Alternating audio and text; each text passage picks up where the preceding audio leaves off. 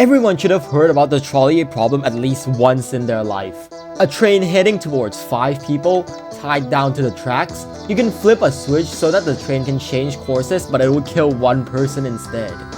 If you don't flip the switch, 5 people dies, but you can't say it's your fault entirely. But if you do flip the switch, you save 5 people but killed one person, and that person's death is on your hands. Yada yada yada. So, what do you do? If you're too indecisive and slow, you let 5 people die.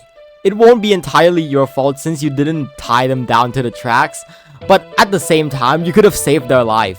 But if you do flip the switch, you save 5 people, that's a guaranteed. But the one person who died is almost entirely your fault, since they could have survived if you were to not flip the switch. Most people would have flipped the switch, right? Sure, you killed a guy, but at the same time, you saved 5 people. The lives of the many over the lives of the few. But I'm different. I refuse to let anyone die, because an ally of justice like me would never let anyone die. So, what would I possibly do to save these innocent men, women, and children? Okay, hear me out now. Hear me out. I said hear me out. I jump in front of the trolley, I put my hands in front, then I push the trolley back with my bare hands and my muscular chest muscles. And I do it slowly so that the people inside the trolley doesn't get hurt from the force I expelled. Yeah. Actually, that would be humanly possible. Have you ever heard of the indomitable human spirit? Let me teach you how we're gonna do this. First of all, let's head to the gym and become super strong. And now, we do the math. Quick disclaimer, a lot of the numbers come from ChatGPT, so it's not 100% accurate.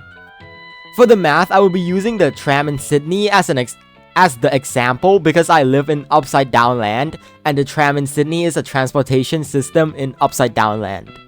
So, according to the GBT, the typical Sydney tram used on the light rail network could weigh around 40 to 50 tons. So I'll just say 45 tons.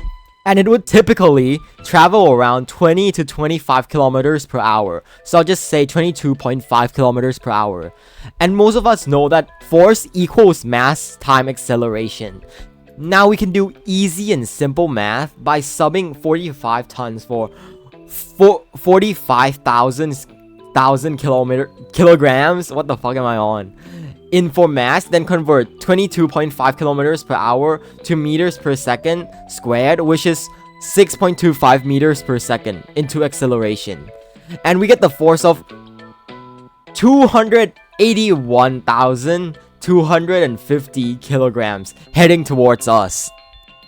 Okay, now we need to find out how much force we need to resist this incoming force. We can use the formula momentum divided by time, with the momentum being 281,259 and the time being how much time we want to use to stop the tram. I'll go into the random number generator and find a random number. Wish we get 57 seconds. So 281,259 divided by 57 is equal to 4,937.5 newtons of force.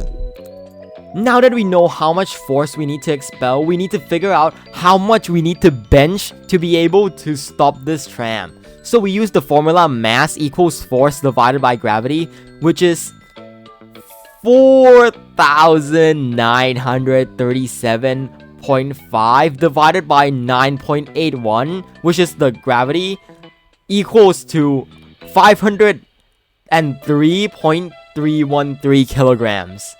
I'll have to be able to bench 503.313 slowly for 57 seconds before I can reach the furthest point to be able to stop the train.